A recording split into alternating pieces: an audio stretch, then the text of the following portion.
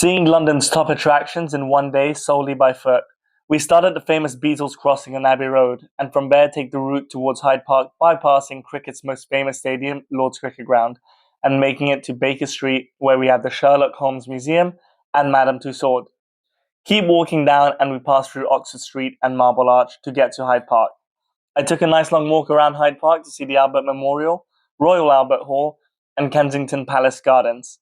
A 5 minute walk from Kensington Palace, you'll walk past the Natural History Museum right next to the Science Museum and Victoria and Albert Museum. You'll then pass Harrods and eventually make it to the Wellington Arch, the entrance towards Buckingham Palace, home to King Charles III. A stone's throw away from the palace is the Westminster Cathedral, and then make a loop back towards the palace to walk by St. James Park on the way to Trafalgar Square.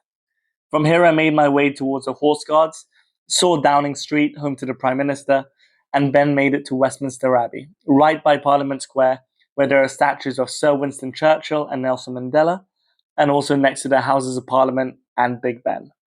This was the first half of the day. So here's the second part of the day.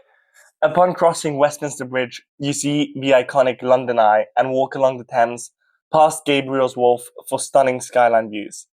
You'll then walk past Tate Modern Museum, Shakespeare's Globe, the Golden Hind, Borough Market, and the Shard, the tallest building in Western Europe, all the way to get to the iconic Tower Bridge. Cross the bridge to get panoramic views of London's skyline once more, as well as HMS Belfast. Walking back towards West End, we see the Tower of London, as well as St. Paul's Cathedral, the Royal Courts of Justice, and the Strand, one of London's most famous streets. From there, I was in the West End, seeing Covent Garden with tons of restaurants, bars, and street performances, and right next to Leicester Square, Chinatown, and Piccadilly Circus, where you'll literally find something for everyone.